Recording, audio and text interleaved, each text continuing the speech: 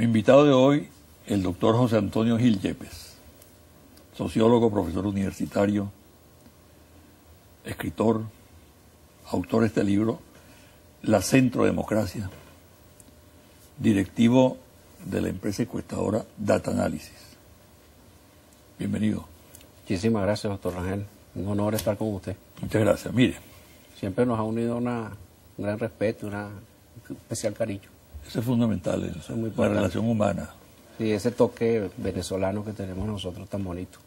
Aunque podamos tener pensamientos diferentes. Afortunadamente. Así es. Eso es bueno. Justamente por eso lo traigo, ¿no? Gracias. Usted y yo pensamos diferentes. Es correcto. Y nos podemos sentar en la misma mesa. Correcto. Usted tiene su definición política, ideológica, tiene su evaluación de lo que es el país. Yo tengo la mía. Pero estoy convencido de que el problema no está en la discrepancia, sino en la manera de manejar la discrepancia. Y si vivimos en una sociedad democrática, profundamente democrática, como es la sociedad venezolana, es muy importante que haya canales de comunicación. Este libro suyo, La Centrodemocracia, lo leí con mucha atención. Y creo que allí hay un código interesante, ¿no? Que comienza al inicio mismo del libro, cuando usted dice, esta obra se puede resumir como una búsqueda de las reglas de juego a través de las cuales se pueda armonizar dos principios de apariencia dicotómica, libertad e igualdad. Correcto. Es la gran lucha. Dirimir esos elementos en el marco de la conversación, ¿no? Cada quien defendiendo su punto de vista, ¿no? Sin renunciar a los principios, pero con la convicción de que siempre la otra parte tiene sus razones para tener esas posiciones y que por tanto hay que respetarlas. Yo quería preguntarle, para iniciar esta entrevista, lo siguiente. ¿Qué posibilidades le ve usted al diálogo? A que los venezolanos puedan dirimir sus divergencias en el marco de la civilidad. Bueno, ahí tenemos elementos encontrados porque, por una parte, bueno, recientemente, por ejemplo, la oposición logra pues cierto número de representantes en la Asamblea Nacional y eso da pie para que, bueno, estos señores se sienten a conversar, al menos en ese foro, el foro de la política nacional, lo cual también no quiere decir que también haya que sentarse entre empresarios y trabajadores, entre los empresarios y los partidos, los trabajadores y los partidos, la iglesia, todos los elementos de la vida nacional.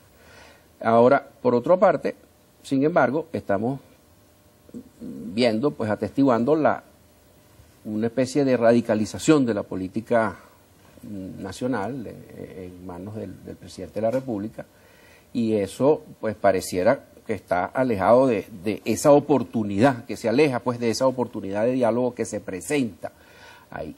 Yo creo que la oposición por fin entendió una cosa que es importante y que nos acercaba también al diálogo, que era que el tema no es ir contra Chávez, y después podemos hablar del tema de que en algunas oportunidades se presenta eso de que hay que salir de Chávez. Eso es muy peligroso desde el punto de vista institucional y de la secuencia histórica venezolana, que si quieren lo hablamos después. Sino que había entendido la oposición de que no, lo que es que ofrecer, bueno, plantear problemas y ofrecer mejores soluciones. Si no está de acuerdo con esta, pues ofrezca una solución mejor. Y eso lo he entendido, pero no se ha practicado mucho, sí, porque el pueblo no tiene conciencia de cuál es la oferta de la oposición. Exacto. Ahora le digo lo siguiente, fíjese usted dice la radicalización del lenguaje del presidente Chávez. Pero para ser justos, hay que hablar también de la radicalización de sectores que han accedido ahora a la vida parlamentaria y que han dicho cosas terribles contra el presidente Chávez. He leído cosas verdaderamente brutales de algunos dirigentes, ¿no? el lenguaje está jugando un papel en esto. Sí, ¿no?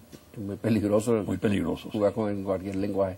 Y al mismo tiempo, cuando la oposición logra, evidentemente, un éxito, ¿no? Va con 65 parlamentarios a la Asamblea Nacional. Pero hasta ahora en vacío en cuanto a la explicación por qué 5 años atrás no concurrió. ¿No? Usted que es un analista y que además maneja encuestas, ¿no ha reflexionado sobre esas dos actitudes? ¿Por qué hace 5 años ahora concurre con éxito? Sí, bueno, claro que por una parte siempre se puede argumentar que un gobierno que tiene tantos recursos y que tiene una dirigencia tan voluntarista puede decir, bueno, la oposición puede decir juega con ventaja, pero por otro lado la realidad más profunda era que si frente a un candidato de gobierno por cada curul la oposición ofrece, en ese momento ofreció un promedio de 8 candidatos por cargo, es imposible ganar, porque suponga que el gobierno tenga minoría, pero es un solo candidato, 40 entre 1 da 40% de los votos, pero 60 entre 8, imagínese usted que le toca a cada quien, menos de 10. ¿Eso justificaba la abstención? No, de ninguna manera. Pero entonces, llegado prácticamente una semana antes, en donde las encuestas sacan las cuentas y se ve que lo que podía sacar la oposición eran 16, cuando mucho 20 diputados, bueno, a última hora entonces deciden retirarse. Eso fue un error gravísimo. Mire, busquemos reglas de juego. Usted plantea eso aquí. En el Centro de Democracia. Exacto. ¿Cómo las consigue usted?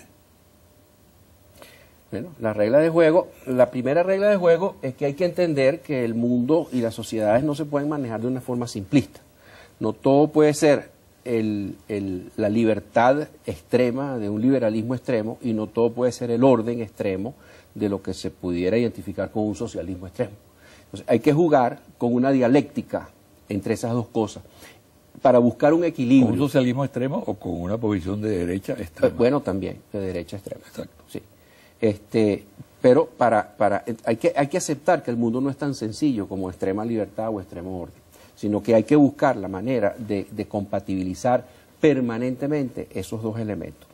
La libertad nos da la iniciativa, nos da la responsabilidad personal, que debe evolucionar hacia la responsabilidad por el otro también, por el simple hecho observacional de caer en cuenta que en la medida en que yo estoy bien, pero dejo mucha gente afuera, dejo mucha gente pobre, eventualmente esa sociedad se derrumba, que es lo que le pasó al Pacto de Punto Fijo.